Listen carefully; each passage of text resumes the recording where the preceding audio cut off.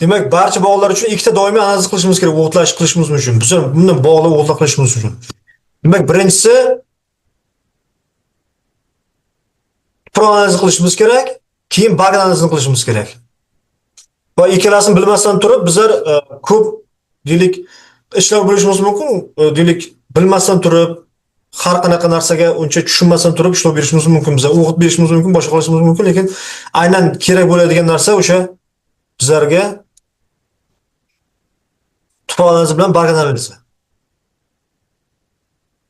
Demak, tuproq analizi qanday olinadi? Bu tuproq analizi demak ustini tuproq bo'ladigan bo'lsa, ustini qismini olib tashlab 5-10 santimetrdan olib tashlashimiz kerakdagi. O'shandan olishimiz kerak. O'sha demak tepadagi o'sha har xil nima o'sha o'simlik qoldiqlari boshqa ketishi kerak. Shundan 5-35 santimetr olishimiz kerak. Keyin olib tashlaymiz birinchi 5 santimetr. Namunni o'sha 4 tomondan olishimiz kerak maydonni.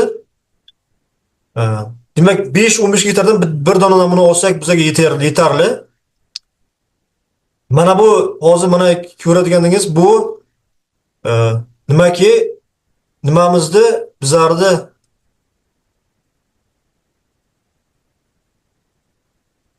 mana tuproq namunasi olingan. Mana bu yerda tuproq namunasida demak sho'rlanishini ko'rsatib turibdi. Mana AISlari qanaqa pH muhtlari bor bu yerda mana. Nimalar qilgan, bu qanaqa burada o'rta sho'rlangan tuproqlar ekan. Bu tuproq bitta bir bog'ni namunasidan olingan. Bu Tojikistondagi bog'ni nimasi? Tuproq namunalarini biz analiz qildirganmiz. Mana bunaqa shunaqa jarayon bo'ladi. Asosan azot, fosfor, kaliy kerak va mikroelementlar unchalik katta muhim emas. Azot, fosfor, kaliy bo'lsa, o'sha uchovi bilan keyin mana AIS bilan. Ya'ni bu AIS nima? Elektr o'tkazuvchanlik. Bu aynan nimani ko'rsatadigan narsa, elektr o'tkazuvchanlik. Bu sho'rlanish ko'rsatadigan narsa. Mana o'shanga qarab bizlar sho'rlanganmi, sho'rlangan emasmi, qanaqa mana sho'rlanish tipi ham bor bu yerda, shu sulfatli sho'rlangan. O'shanga qarab qarshi choralar ko'rishimiz mumkin. Bu sho'rlanishga qarshi demak bizlar qanaqa chora ko'ramiz? Sho'rlanishga qarshi eng katta yaxshi choramiz bu organik modani ko'paytirish, ya'ni go'ng solish. Chirigan go'ng solish bilan sho'rlanishni ancha kamaytirishimiz mumkin. Bu o'sha olma bog'ini hali bog' qilmasdan turib, bir yil deylik plus minus oldin olingan narsasi. Mana bu yerda mana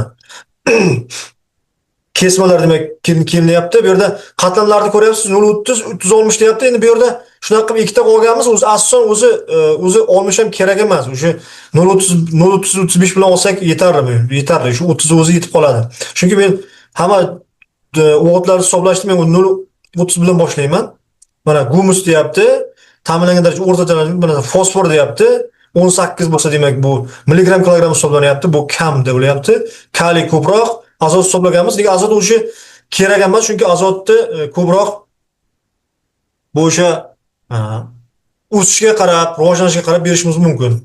Azotga unchalik katta ahamiyat berish kerak emas. Azot qildirmasa ham, azotni ko'rmasa ham bo'ladi. Demak bu yerda mana sindirish sig'imida kalsiy, magniy va natriy miqdori bor. Bu yerda kaliy miqdori, natriylar miqdori bor, mana sindirish sig'imi bor. Bu ham sindirish sig'imi bizlarga nima uchun kerak? Bizlarga sindirish sig'imi juda ham muhim. Ana shu bu yerdagi sindirish sig'imidagi elementlarni miqdori ham juda muhim. Qancha shu hozir mana keyingi jadvallarda keladi. Qanaqa sindirish sig'imi bo'lsa, bizlar o'sha narsani shu kalsiy, kaliy, magniy, natriylar miqdori bilan bizlar yaxshi tuproqmi yoki qanaqadir ozuqani kam ushlab qoladigan tuproqni bilishimiz mumkin. Sindirish sig'imini bittada tushuntiradigan bo'lsa, bu tuproqni aynan anion, kationlarni ushlab qolish, o'g'itlarni ushlab qolish tizimi masalan, ushlab turishi. Ushlab turadi va o'simlikka beradi. Kerak paytda o'simlikka beradi. Agar bu sindirish sig'imi kam bo'lsa, bu shunda bizlar ozuqani tez berishimiz kerak. Tez ozuqa berishimiz kerak. Agar sindirish sig'imida me'yorda bo'lsa, demak bizlar masalan deylik uzoq vaqt masalan ozuqani ko'pga bo'lmasdan turib, deylik haftada birmi, 10 kunda bir berishimiz mumkin. Agar bizlarga sindirish sig'imi past bo'lsa, tez va kunlikka bo'lib deyarli ozuqani berishimizga majburmiz. Chunki sindirish sig'imi kichik, biz ozuqa berganimizda o'z sindirish sig'imini ushlab tura olmay pastga tushib ketib qoladi. yuvilib ketishi mumkin. Va hozir mana tiprosinoz sig'imida eng yaxshi holatda qanaqa bo'ladi mana. Demak, kalsiyda shunda 80-85% bo'lish kerak. Kalsiyimiz, magniyimiz 8-12% bo'lish kerak, kaliy 4-5% bo'lish kerak. O'shanda bizlarga ideal singdirish sig'imi bo'ladi va bu holatda bizlar tuproqda ko'proq ozuqalar ushlab qoladi. Bu singdirish sig'imini oshirishimizni bizlarda sharoitda va bu ham shu organik moddani, ya'ni go'ngni solishimiz kerak.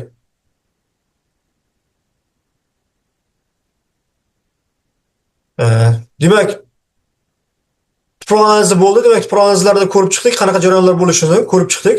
Endi umumiyda barg analiziga kelamiz va keyin o'g'itlashni boshlab ketamiz. Barg analizi qilishimiz nima uchun muhim? Barg analizini qilishimiz sababi bizga beradigan o'g'itlar olinyaptimi yo'qmi shuni bilishimiz kerak. Ko'r-ko'rona ko'zni yumib turib berib olmasimiz kerak. Degan dorilar hammasini o'g'itlarda buni haqiqatda olyaptimi yo'qmi shunga qarab berishimiz kerak. Agar barg analizimizda qilmasak buni biz bilmaymiz.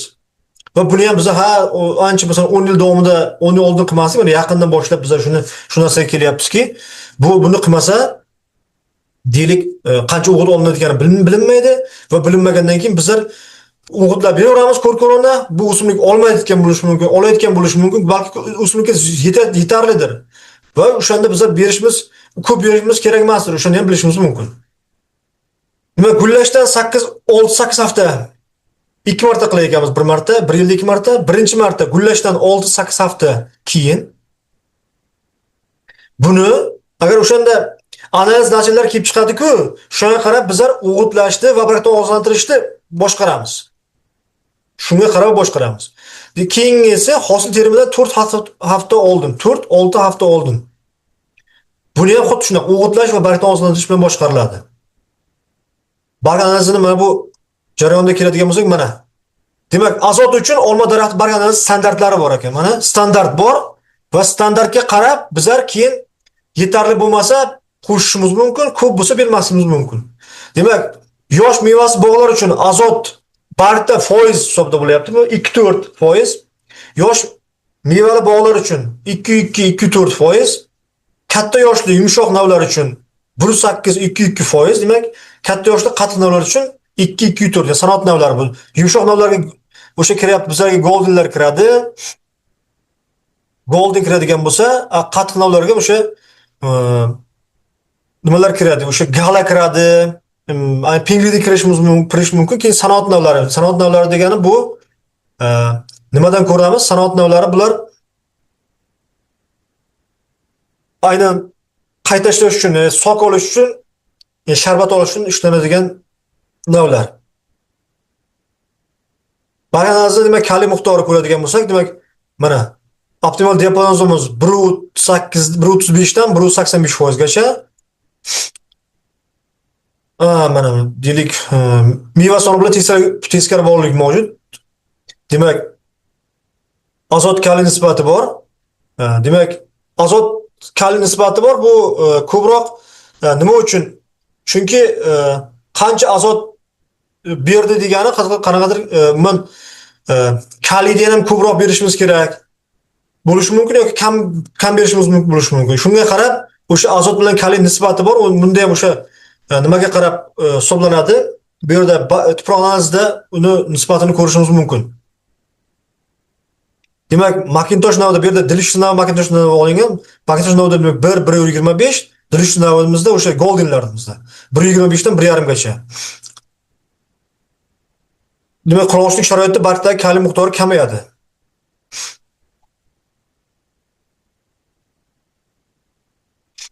Demak, saqlab boqishchi bo'lsak, demak, kaliy normasi bormi? Demak, gektariga shuncha deyapti. Bu tuzatish koeffitsiyenti bor va shuncha 67-112 kg gektariga tuzatish koeffitsiyenti, korreksiya normasi 134-202 kg. Endi bu ko'p bersak, mana bu normada bersak 67-112 kg gektariga. Barg analizida fosfor miqdori, fosfor bu yerda demak 0.15 dan 0.3% gacha bo'lyapti. Ya'ni mana fosforda bizlar amfos solamiz-ku, amfos bizlar ham ko'p solganmiz, lekin umuman Fosfor bo'ladigan bo'lsa, fosforni o'zi juda ko'p qo'llash juda kerak emas. Unchalik kerak emas. Demak, u o'sishni rivojlantirishda, hosilni kuchaytirishga unchalik sizlarda ta'siri yo'q. Agar deyapman, kam bo'lsa, haqiqatan lekin bitta kam bo'lsa muammosi bor, chunki ko'proq boshqa deylik o'tlar, begon o'tlar uni optimal diapazon 0,15-0,3% gacha bo'ladi. Bu bargdagi analiz miqdori. Demak, undan keyingi asosiy qismiga ketaveramiz. Demak, qishki o'g'itlashimiz bor. Bu yerda qishki o'g'itlashimiz mana chirgan go'ng bo'lsa 10 tonna gektarga bo'lyapti. Ammon nitratimiz 30-50 kg gektarga. Nima uchun ammon nitrat 30-50 kg gektarga? Nima uchun bu? Ko'pincha bilasizlar, mana bu bug'doylarga beramiz. Sababi o'simlik erta bahorda juda ham muhim bo'ladi azot. Lekin erta bahor azotni ma'lum sovuq darajada, boshqa darajada ola olmasligi mumkin, tez ola olmasligi mumkin. Va unga keyin birinchidan tayyor bo'lib turish kerak. Unga o'sha o'simlik olishga tayyor bo'lib turish kerak. Ko'pincha erta bahor bera olmaymiz-da. O'sha uchun azot miqdorini o'sha paytdagi azot berish deylik 30% gacha hosildorlikka ta'sir qilishi mumkin. Bu ilmiy adabiyotlarda ham bor, umumiy ma'lumotlarda bor. Bu narsa juda ham muhim. O'sha uchun ammon nitrat beramiz. Nima uchun ammon nitrat beramiz? Chunki karbamid emas yoki ammon sulfat emas, ammon nitrat berishimiz kerak. Sababi nitrat tez olinadi. Tez olinadi, o'simlik tomonidan tez tayyor olinish tez va ammoniyni o'zi, ammoniy ioni nitratga parchalanib keyin olinish kerak. Nitrifikatsiya bo'lgandan keyin olinish kerak. O'sha nitrifikatsiya jarayoniga ketaveradi u yerda nitrat bilan, ammoniy bilan va nitrat olinaveradi. O'shanda demak o'simlik doim foyda ko'rishi mumkin. O'shanda qishda bizlar demak yomg'irdan oldin bo'lish kerak yoki qordan oldin bo'lish kerak.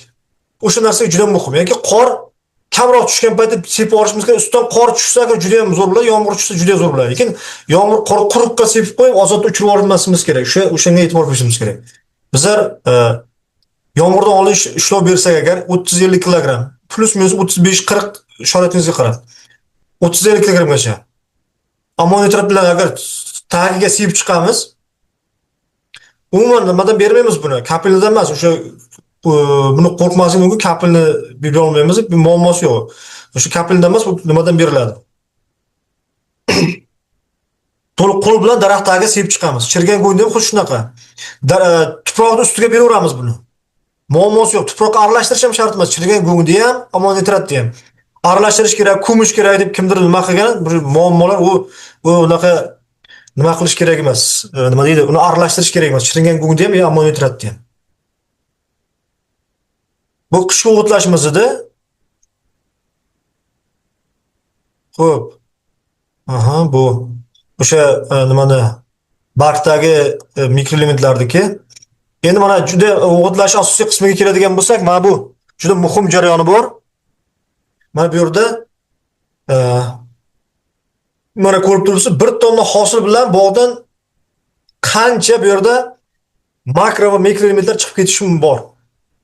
Mana ko'rib turibsiz, bu yerda azot 1-1,5 kg, fosfor 0,2-0,25, kaliy 1,5-2,5 kg, kalsiy 0,05, ya'ni 50 gram 100 gram hisobida, bu 30 gram 50 gram, magniy, temir 79 gram, bor 100-150 gram, ruh demak 2-2,5 gram, mis 1,7-1,8 gram. Shunga qarab bilish mumkin. Demak, bor deyman, mikroelement bo'lsa ham bor muhim hisoblanadi. Buni qanday qilish mumkin? Bu yerda misol uchun deylik sizda misol uchun bor 30 kilogram deylik. Masalan deylik 30 tonna gektardan hosil olindi. Shu gektarda 30 tonna gektardan hosil olingan bo'lsa, bular hammasini 30 ga ko'paytirasiz. Demak, 30 ko'paytirilgan masalan azot 1,5. Bu azot lekin ko'pincha o'sishga ham qarab beriladi-ki, umumiy hisoblangan shunaqa. Va Javobini yozaverasiz. Qolganlari ham xuddi shunaqa. 30 ko'paytirilgan masalan deylik 2 masalan deylik ana kaliy bo'ladigan bo'lsa. Bu nima bo'ladi? 60. Mana bu 45 bo'lar ekan.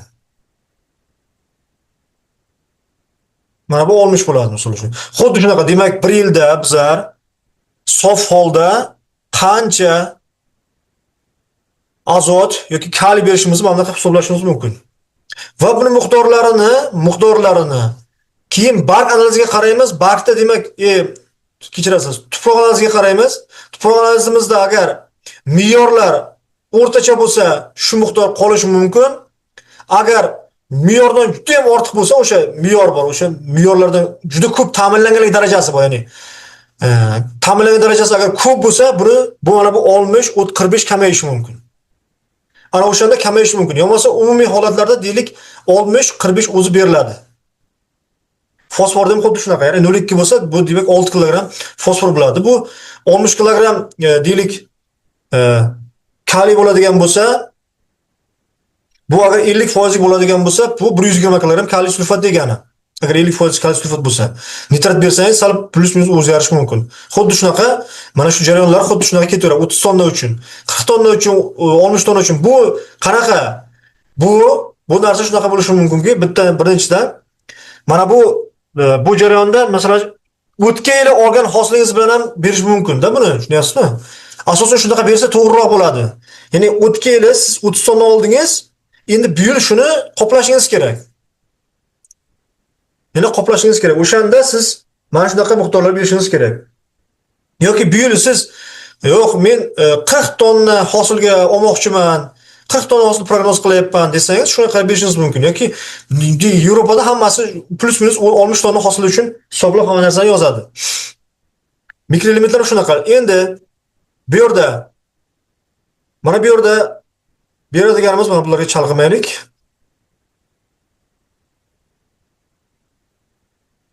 Mana bu holatda masalan mana bu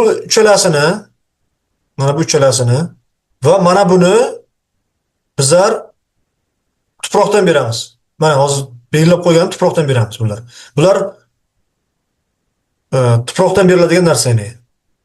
Azot, fosfor, kaliy, temir tuproqdan beramiz. Temirni 5% lik tuproqdan beriladigani EDDHA bo'ladi. Etilin diamin tetraamino asid bo'ladi. Bu 6% lik 5 kilogram minimal, yo'qsa 10 kilogram 1 gektarga 1 yil davomida beriladigan. Bu erta bahor beriladigan narsa. Erta bahor, keyingisi aprel oyida plus minus mayga yetmasa aprel, martda o'zi ham bersa ham bo'ladi. Erta bahor fevralda va martda berish kerak. Tez 5 kilogramdan berish kerak yoki birdan 10 kilogramdan berib yuborsa ham bo'ladi.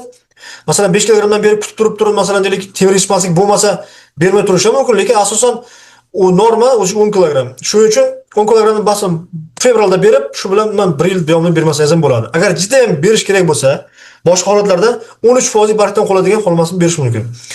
Bu temir 6% gini EDHAsi, EDAsini bu bargdan berib bo'lmaydi, chunki bular quyosh nur ta'sirida parchalanib ketishi mumkin. Buni bargdan 6% bermang. 6% faqat tuproqdan beriladigan. Keyin shuni 6% ga ham tuproqdan berishga zo'r. Keyin plus minus juda yaxshi holatlari bu nimani oldini oladi. Deylik ta'siri juda yaxshi-da, bargdan ta'siri juda yaxshi. Shuning uchun demak bularni demak uchalasini tuproqdan berayotganimiz. Qolganlarini kalsiy, magniyda bor ruhlarni hammasini bargdan berish mumkin. Magniyni ham tuproqdan berish mumkin, lekin asosan bargdan bersak ham muammosi bo'lmaydi. Muammo qilmasligi mumkin. Chunki bizda tuproqlarimizda magniy o'zi ko'p. Bargdan beriladi. Mis o'zi bilasiz, ko'p bermasak bo'ladi. Mis chunki bizlar mis sulfat ishlatyapmiz.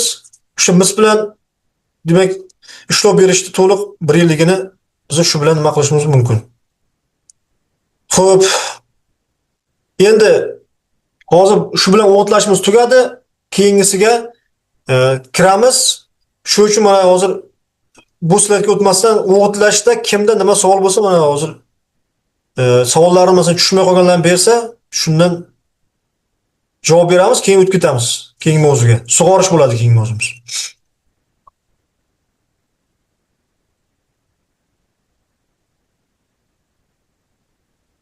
O'tiraveramiz menimcha. Ha, o'tsak bo'ladi, tushunarli. Faqat mana shu temirni tuproqdan berish shakliga sal men e'tiborsizlik qildimmi? Mana mana. O'g'it shaklida ishlab chiqariladi bu. Ha, bor Temir. anaqa holat qarang mana. Mana hozir tushuntiraman qarang. D mana yozib qo'y. 6% da bu. Ha. H H A degan narsa bor mana. 6% qo'yadi bunaqa. Ha. Bu temir bo'ladi, bunaqa temir bo'ladi. Fi. Ferro. Ha, tushunarli. Ana shu holatlardagidan 10 kilogram normasi, 1 yillik normasi. 10 kilogram. Gektariga. Gektariga. Gektarga hisoblanyapti bular, ha. Ha, keyin mana bu barg orqali beriladigan mikroelementlar, mana bu kalsiy, magniylar, bular o'sha 1 yil davomida necha marta takror berilishi kerak? Necha marta beriladi? Ha, bularni berilishi, misol uchun deylik, azot keladigan bo'lsak, fosfor, kaliga beradigan bo'lsak, bularni bizlar tuproqda ko'pincha o'sha TSK deydi, o'sha tuproq semiz kompleksida zaifroq bo'lgani uchun bularni har suvda ham berishimiz mumkin. Har suvda, har haftasiga berish mumkin. Masalan, fosforda erta bahor birdan berish kerak. Umumiy holatda beradigan bo'lsak, yaxshi savol berdingiz. Masalan, fosforda erta bahor berasiz. Erta bahorda to nimagacha, masalan, mart aprelda berib tugatish kerak. Kaliy keladigan bo'lsa, kaliyni qachon bizlarda nimani holati kuchayadi, kaliyni olish holati. Bu o'sha meva shakllangan paytdan plus minus mevalar shu yong'oqda plus minus bo'lgandan boshlab to meva pishgancha juda ham muhim, kerak. Keyin umuman o'g'itlarda iyulda, masalan, iyunni oyida aynasan bermasa ham bo'ladi, chunki o'sha paytda o'g'itlash talabi kamayib ketadi o'g'itlarga. Hamma narsaning talabi kam bo'ladi. Azotga ham, fosforga ham, kaliyga ham talabi kam bo'ladi. Aynan issiq paytlarda shunaqa bo'ladi. Azot, demak, erta bahordan boshlab azot beraverasiz. Azot holatlari mana shunaqa. Masalan, deylik, gullagandan boshlab ketaveradi. Gullagandan boshlab fosfordagi o'sha erta bahor, deylik, mart aprellarda berib tugatishingiz kerak fosforni. Keyin masalan deylik, kuzda ham balki qo'shimcha sifatida, masalan, kuzda bizlar 20% aynan o'g'itlarni qoldiramiz, 20%ni kuzda beramiz. Kelgusi yil uchun zapas holda deb, yaxshi o'zlashtiradi deb, shunaqa holatlarda 20% olib qolib, fosforni qolganini berib tashlashingiz mumkin. Kaliyda ham o'shanaqa, masalan, mevalar o'sha yong'oqcha deb qoldim, o'shandan boshlab berib, nimaga o'sha meva pishishgacha, pishishidan deylik 2 hafta oldingacha to'xtatishimiz kerak kaliyni o'zini. Ana shu pishishidan 2 hafta oldingacha kaliy olsa agar yaxshi katta bo'ladi nimalar, mevalar. Agar ungacha kaliy olmasa, demak katta bo'lishida muammo bo'ladi. Keyin o'sha 15 kun, ya'ni 15 kun, o'sha 1 hafta oldin 15 kun, 2 hafta oldin to'liq bizlar kaliy berib tugatishimiz kerak. Keyin azotni mana ko'plar aytadiki, azot deylik 1 oy oldin to'xtatish kerak deydi-ku, masalan, pishishidan kaliyni, azotni. To'g'ri u ham, lekin azotni ma'lum miqdorda berib turishimiz kerak. Agar yana bitta narsa borki, kaliy sulfat emas. O'sha paytda kaliy nitrat berib borsak, o'sha paytdan o'sha 1 oy 2 hafta oldin ham kaliy nitrat berib borsak, ham azot bergan bo'lamiz, ham kaliy bergan bo'lamiz, kalibrga ta'sir bor. Ya'ni bilib bilishimiz kerakki, mana bunaqa bo'ladi azotni holati, mana shunaqa. Masalan, mana bunaqa holat bo'ladi azot. Deylik, mana bu yerda gullash bo'lsa, mana bu yerda pishish bo'lsa, mana shu pishishda ham mana qarang, eng past pikka boradi pishishda ham azot. Bu degani azot bermasdan turib pishishda faqat kaliyni o'zi bilan katta qilib bo'lmaydi degani. Ma'lum miqdorda azotdan berishimiz mumkin. Bu hozirda olgan tajribalarimdan, boshqadan bilaman. Demak, o'shani jarayonni xuddi shunaqa bo'ladi azot. Ya'ni peki shunaqa o'tadi. Kaliyni mana bunaqa ko'tarib olinsa, agar azotniki mana bunaqa tushib boradi-da, deylik, mana yozda kam bo'ladi juda ham va pishishidan o'sha 2 hafta 1 oy oldin, 2 oy oldin juda ko'p bo'ladi. 1 oy oldin deyarli juda ham katta talab qiladi. Shuning uchun buni azotni o'sha pishish oldin ham biza berishimiz kerak.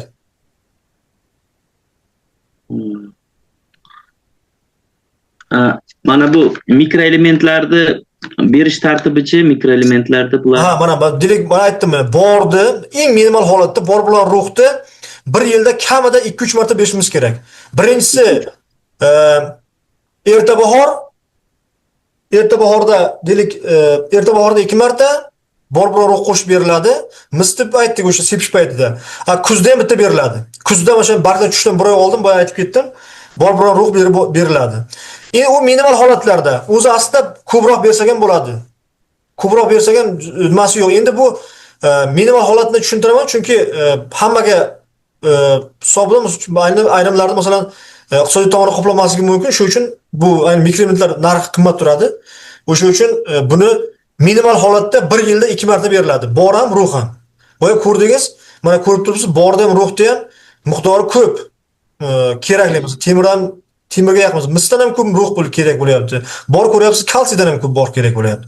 O'sha uchun borni bizlar berib borishimiz kerak. Balki umuman agar sharoitimiz umuman agar yaxshi qilma qilsa, bizlar muammo yo'q, bizlar sifatli meva chiqarmoqchi bo'lsak, deylik 3-4 martagacha ham bor berishimiz mumkin. 1 yilda bo'lib bor berishimiz mumkin. Bu bilasiz ham urug'lanishga, mevani shakllanishi, bor yetishmasa bilasiz nima bo'ladi? Mevalar trishina bo'ladi, ya'ni yoriladi mevalar. O'shani oldini olish uchun ham bor juda muhim bizlarga. Demak, hammasini aytdik. Magniy ham o'qishdim. Magniy shunaqa. Magniy agar barganingizda kam chiqsa, buni ham berib yuborishimiz mumkin. 1 yilda 2 marta, 1 marta berishimiz bilan deylik, iyulda bersak yaxshiroq, chunki nima uchun? Chunki bu magniyni bitta narsasi mana fotosintezda o'sha fotosintezda yashil qismi bor. Buni xlorofil ismi chiqdi. O'sha xlorofilda 4 ta perol halqa bor. O'sha perol halqaning ayniq 4 ta halqasida 4 tasida ham magniy turadi. Bu degani xlorofilga juda muhim. O'sha uchun buni iyunda oyida, masalan may oyida berib, xlorofilni kuchaytirishimiz mumkin yana ham. Kerak bizlarga o'sha payt. To'g'ri. Men yana bitta narsani qiziq aytuvdim-da,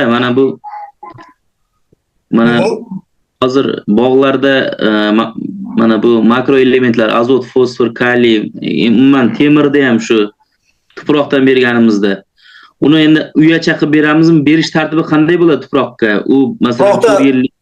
Ha, sizda endi kap nima emas-da, to'g'rimi? Tomchilar sug'orish emas, ha, sizda. Ha, mana an'anaviy bog' bo'lsa, endi menda bog'larimiz yo'q, lekin qiziqib turaman, hovlilarda bu joylar bor, ozgina kichikroq joylarda umuman berish tartibini birana qilmoqchi edim. Buni berish tartibi masalan deylik, gektarga 10 kilo bo'lsa, har xil 4-5 gramdan to'g'ri kelar masalan gektarga daraxt tubiga. Ha, uyalab bersak bo'ladi. Ha, uyalab bersang bo'ladi, muammosi yo'q. Muammosi uyalab bersam mumkin. Endi o'zimizdan nima qiladi-ku, ota-bobolarimiz temir qo'yib qo'ygan daraxtga yoki mana tomiriga temir tashlagan, u zanglabda borishga vaqt ketadi-da, tushunyapsizmi? U juda uzoq jarayon. Chunki u temir sulfat parchalanib, zanglab keyin borgancha juda qiyin. Bu holat hozir yozgan holatim bu tez olinadigan narsa. Tez olinadi. Rahmat. Boshqa savollar yo'q menda.